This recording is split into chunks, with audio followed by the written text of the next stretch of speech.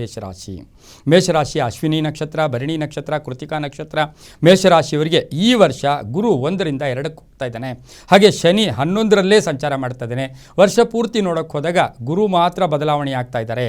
1ನೇ ತಾರೀಕು 5ನೇ ತಿಂಗಳು 2024ರಂದು ಗುರು ಬದಲಾವಣೆ ಆಗ್ತಾ ಇದ್ದಾರೆ. ಎಲ್ಲಿಂದ? ಮೇಷದಿಂದ ವೃಷಭಕ್ಕೆ ಬರ್ತಾ ಇದ್ದಾರೆ. ಹಾಗಾಗಿ ಮೇಷರಾಶಿಯವರಿಗೆ 1ರಿಂದ 2ಕ್ಕೆ ಬರ್ತಾ ಇರತಕ್ಕಂಥ ಸಂದರ್ಭಕ್ಕೆ ಅನುಸಾರವಾಗಿ ಗುರುಬಲ ಬರ್ತಾ ಇದೆ. ಈ ರಾಶಿಯವರಿಗೆ ರಾಹು ಕೂಡ ಮೀನರಾಶಿಯಲ್ಲಿರ್ತಾರೆ, ಇನ್ನು ಕೇತು 6ರಲ್ಲಿರ್ತಾರೆ, ರಾಹು ಮೀನದಲ್ಲಿ 12ರಲ್ಲಿರ್ತಾರೆ. ಇದನ್ನೆಲ್ಲವನ್ನು ನೋಡಿ ವರ್ಷದ ಫಲಾಫಲ ನೋಡೋಕೆ ಹೋದಾಗ ಈ ರಾಶಿಯವರಿಗೆ ಸಾಕಷ್ಟು ಶುಭದ ಫಲಗಳಿರುತ್ತೆ. ಕೆಲಸ ಕಾರ್ಯಗಳಲ್ಲಿ ಜಯ ಆಗುತ್ತೆ. ಆರ್ಥಿಕ ಯೋಗ ತುಂಬ ಚೆನ್ನಾಗಿರುತ್ತೆ. ಹಾಗೆ ಈಗಿರ್ತಕ್ಕಂಥ ಕಷ್ಟ ಕಾರ್ಪಣ್ಯಗಳು ಕಡಿಮೆ ಆಗುತ್ತೆ. ಮನೆ ಯೋಗ ಇರ್ತಕ್ಕಂಥದ್ದು. ಆದರೂ ಕೂಡ ಗುರುವಿನ ಲೆಕ್ಕಕ್ಕೆ ನಾವು ನೋಡೋಕೆ ಹೋದಾಗ ಆದಿಯಲ್ಲಿ ಇವರಿಗೆ ಗುರು ಸ್ವಲ್ಪ ಅಶುಭ ಆದರೂ ಕೂಡ, ಪ್ರಾರಂಭದಲ್ಲಿ ಈಗ ಅಶುಭ ಆದರೂ ಕೂಡ ಮೇಯಿಂದ ಆಚೆ ಬಹಳಷ್ಟು ಶುಭ ಫಲ ಕೊಡ್ತಾನೆ. ಹಾಗೆ ಶನಿ ವರ್ಷ ಪೂರ್ತಿ ನಮಗೆ ಕುಂಭರಾಶಿಯಲ್ಲಿರ್ತಕ್ಕಂಥದ್ದು.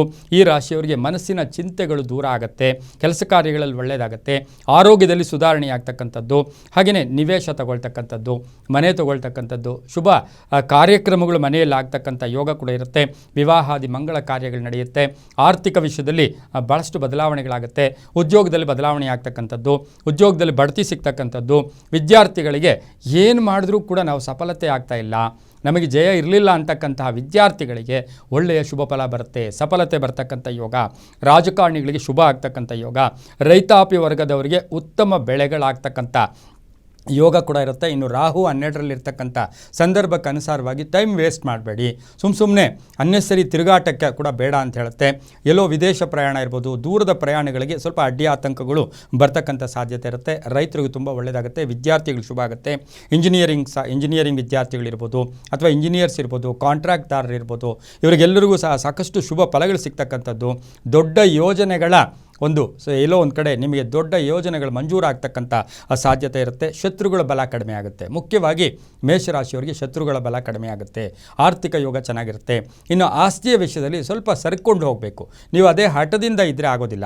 ಸ್ವಲ್ಪ ಕೋಪತಾಪಗಳನ್ನು ಕಡಿಮೆ ಮಾಡಿಕೊಂಡು ಹೋಗಿದ್ದೆ ಆದರೆ ಆಸ್ತಿಯ ವಿಷಯಗಳಲ್ಲಿ ಜಯ ಆಗ್ತಕ್ಕಂಥ ಯೋಗ ಕೂಡ ಇರುತ್ತೆ. ಇನ್ನು ಸ್ಥಾನಮಾನ ವೃದ್ಧಿ ಆಗ್ತಕ್ಕಂಥದ್ದು, ಸಮಾಜ ಸೇವಾ ಕಾರ್ಯಗಳಲ್ಲಿ ಭಾಗಿಯಾಗ್ತಕ್ಕಂಥ ಯೋಗ ಮೇಷರಾಶಿಯವರಿಗಿರುತ್ತೆ. ಇನ್ನು ಮಹಿಳೆಯರಿಗೆ ಉದ್ಯೋಗದಲ್ಲಿ ಶುಭ ಆಗ್ತಕ್ಕಂಥದ್ದು, ಕುಟುಂಬದಲ್ಲಿ ನೆಮ್ಮದಿ ಇರ್ತಕ್ಕಂಥ ಯೋಗ. ಇನ್ನು ರಾಹು ಇರ್ತಕ್ಕಂಥ ಸ್ಥಾನ, ಹಾಗೆ ಕೇತು ಇರ್ತಕ್ಕಂಥ 6ನೇ ಮನೆಯನ್ನು ನೋಡಕ್ಕೆ ಹೋದಾಗ ಧನ ಯೋಗ ಅಂತ ಹೇಳುತ್ತೆ. ಹಣ ಯೋಗ, ಆಕಸ್ಮಿಕ ಹಣ ಬರ್ತಕ್ಕಂಥ ಯೋಗ. ಇನ್ನು ರೋಗ ರುಜಿನಗಳಲ್ಲಿ ಏನಾದರೂ ತೊಳ್ಳಾಡ್ತಾ ಇದ್ದರೆ ಅದಕ್ಕೆ ಸರಿಯಾದ ಪರಿಹಾರ ಸಿಗ್ತಕ್ಕಂಥ ಒಂದು ಕಾಲ ಕೂಡ ಈ 2024ರ ಯುಗಾದಿಯ ಫಲಗಳಲ್ಲಿ ನೋಡ್ಬೋದು. ವಾದಗಳು ಬೇಡ, ವಾದ ವಿವಾದಗಳಿಗೆ ಹೆಚ್ಚು ಅವಕಾಶ ಮಾಡಿಕೊಡ್ಬೇಡಿ.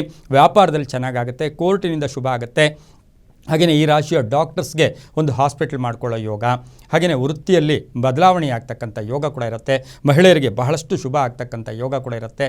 ವರ್ಷ ಪೂರ್ತಿ ನೋಡೋಕೆ ಹೋದಾಗ ಗುರುವಿನ ಅನುಗ್ರಹ ತುಂಬ ಚೆನ್ನಾಗಿತ್ತು, ಆದರೆ ಜಾಗ್ರತೆಯನ್ನು ಕೂಡ ವಹಿಸಬೇಕಾಗಿರುತ್ತೆ. ವಿದ್ಯಾರ್ಥಿಗಳಿಗೆ ಶುಭ ಆಗುತ್ತೆ.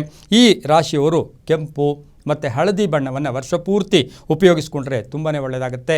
ಈ ವರ್ಷದಲ್ಲಿ ಸಾಕಷ್ಟು ದುರ್ಗಾರಾಧನೆ ಮಾಡ್ಕೊಳ್ಳೋದು, ಕೆಂಪು ವಸ್ತ್ರಗಳನ್ನು ದಾನ ಮಾಡ್ತಕ್ಕಂಥದ್ದು, ತೊಗರಿಬೇಳೆಯನ್ನು ದಾನ ಮಾಡಿಕೊಂಡ್ರೆ ಭಾಳಷ್ಟು ಶುಭ ಆಗುತ್ತೆ. ಇವರ ಅದೃಷ್ಟ ಸಂಖ್ಯೆಗಳು ಈ ವರ್ಷದಲ್ಲಿ 3 ಮತ್ತು 9 ಆಗಿರುತ್ತೆ. ಹಾಗೆ ಪೂರ್ವ ಮತ್ತು ದಕ್ಷಿಣ ದಿಕ್ಕುಗಳು ಈ ರಾಶಿಯವರಿಗೆ, ಮೇಷರಾಶಿಯವರಿಗೆ ಬಹಳಷ್ಟು ಶುಭ ಆಗ್ತಕ್ಕಂಥ ಯೋಗ ಕೂಡ ಯುಗಾದಿಯ ಫಲಾಫಲಗಳಲ್ಲಿ ನಾವು ನೋಡಬಹುದು.